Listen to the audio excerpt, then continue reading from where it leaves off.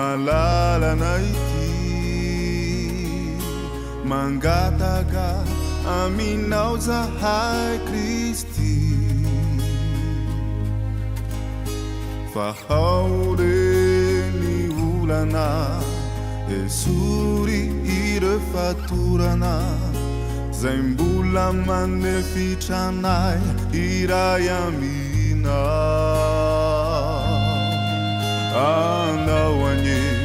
ity Madagasikara ity Jesosy o